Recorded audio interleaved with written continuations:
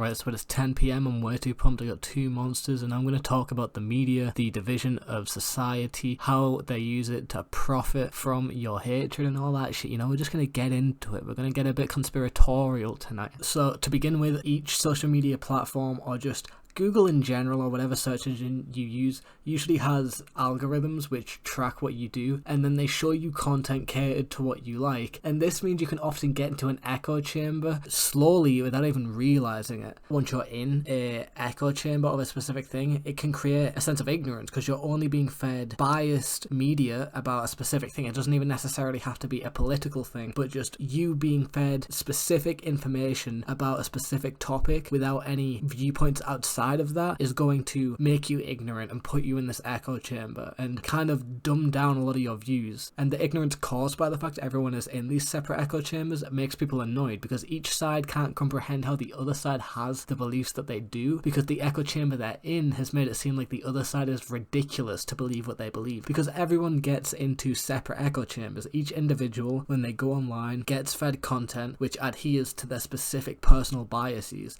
what they're most likely going to agree with and what they're most likely going to like or interact with. And so people get fed parts of the internet which subject them to what they agree with a lot of the time. So they never see outside of their personal biases. Now we're moving on to what problems does this cause? Well, because people are frustrated that the other side seems so stupidly ignorant, a lot of people never care to have an actual conversation with people on the opposing side. And since people aren't having civil, productive conversations, each side becomes more alienated from each other, which feeds the problem of this echo chamber. And that's an issue because then people feel like the only place they can talk about their views is in these specific echo chambers of people who already agree with them, because people with differing views start to become hostile. Because people stay in their echo chambers and never truly hear out and explore differing views with an open mind, small to large groups of people within these echo chambers start to form that have a heavy hatred towards the opposite side. So why do people become hostile when these echo chambers are formed? The two sides often arguing against each other are traditionalists and progressives. Traditionalists argue more on the side of traditional values, whereas progressives argue more on the side of usually new values that they'd consider to be an improvement of the traditional values. The narrative in a lot of progressive media, for example, is that traditionalists are oppressive, and the narrative in a lot of traditional media is that progressives are oppressive.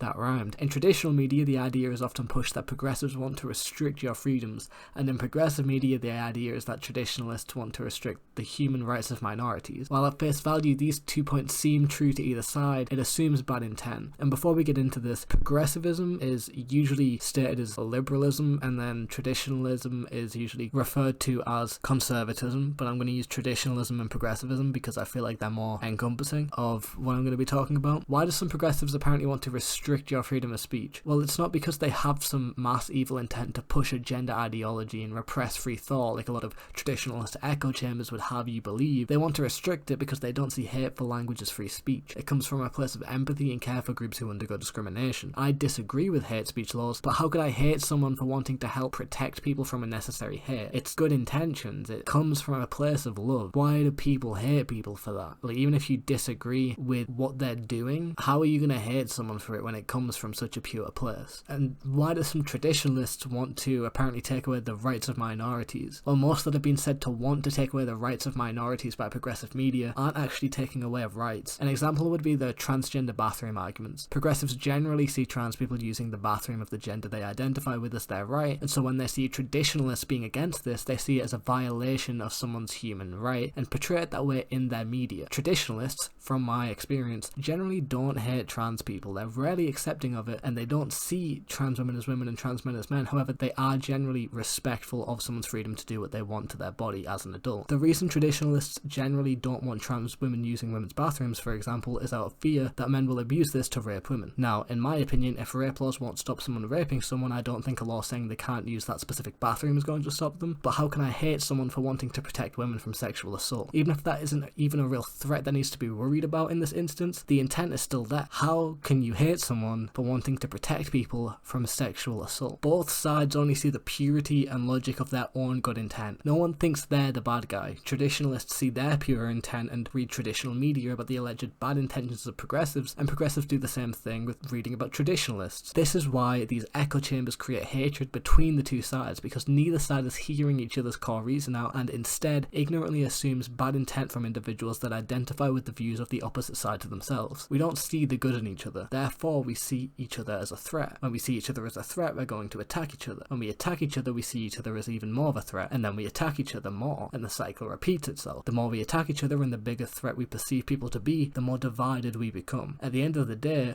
we all want the same thing, which is to live in a better society. Our ideas of what makes a better society may be different, but we all want the same thing. We just have different ideas of how to get there. So why are we fighting when it would be much better for everyone to work together in a civil manner? Well, maybe it's profit. This is partially conspiratorial because I don't actually have a lot of proof that this is a purposefully coordinated attack to divide people for profit. However, whether it's on purpose or not, people profit from it regardless, so there is incentive to keep it going. The media profits off your views of their articles through hate bait titles. A hate bait is writing something that induces hate in someone so they click on it because they're outraged by it. And when you click on it, you get ads, and those ads give them money. Or a subscription thing will pop up and you pay a subscription fee, and when you pay that subscription fee, they get money. And so that way they get money out of your outrage. This also incentivizes media organizations to hire people with outrageous views, so that way they create outrageous articles and that way people click them. So then there is a bias towards hiring more extreme journalists, if you can even call them journalists. Media organizations can create a cult-like following by adhering to and or creating an echo chamber for people to get sucked into, making them feel like they have a sense of community that enforces their viewpoints, making them feel smarter, further pushing them into the echo chamber they're in because it feels good to feel smart. An example of this would be with like the Daily Wire. You know, I think Ben Shapiro's on the Daily Wire. I don't know if Jordan Peterson is. I know he's appeared on the Daily Wire a few times. I think maybe Matt Walsh is part of the Daily Wire, but he might not be. I'm not too sure. But the point is, these organizations have a cult-like following, and when you have a cult-like following, you can push specific narratives because you create your own echo chamber which you control as an organization, which is incredibly powerful. The owners of these media organizations could, for example, take bribes to push a specific narrative for things like general elections, or to not report on specific things, or to report on specific stories to distract people from another story that someone doesn't want people focusing on. These organizations have a lot of power, and if you don't think money is being passed back and forth in some kind of shady way, you're very naive, because business is corrupt. Businesses are corrupt, especially on the political front. Politics is the most corrupt fucking thing in existence. The hatred each side has against each other has society infighting with itself, which takes heat away from people actually responsible for a lot of the current societal and economic issues, which is the government. The media has people fighting over bathrooms, sports, and gender on both sides of the political spectrum. Meanwhile, the economy is collapsing. China is still utilizing slave labor. Putin threatened the use of nuclear weapons. America's president is less coherent than a toddler. The UK is going through prime ministers like we're swiping through parliamentary Tinder. Ukraine and Russia are creating the concept for a future Call of Duty game, and our planet is so hot Louis C.K. has asked NASA if he can jack off in front of it. I'm not saying identity politics isn't important at all, because it does affect real people, but let's get our fucking priorities straight. It does not matter what bathroom someone uses. It doesn't matter how someone identifies. It doesn't matter what pronoun someone wants you to use for them. It doesn't matter if someone doesn't want to use your pronouns. It doesn't matter if someone gets mad at you for not using their pronouns.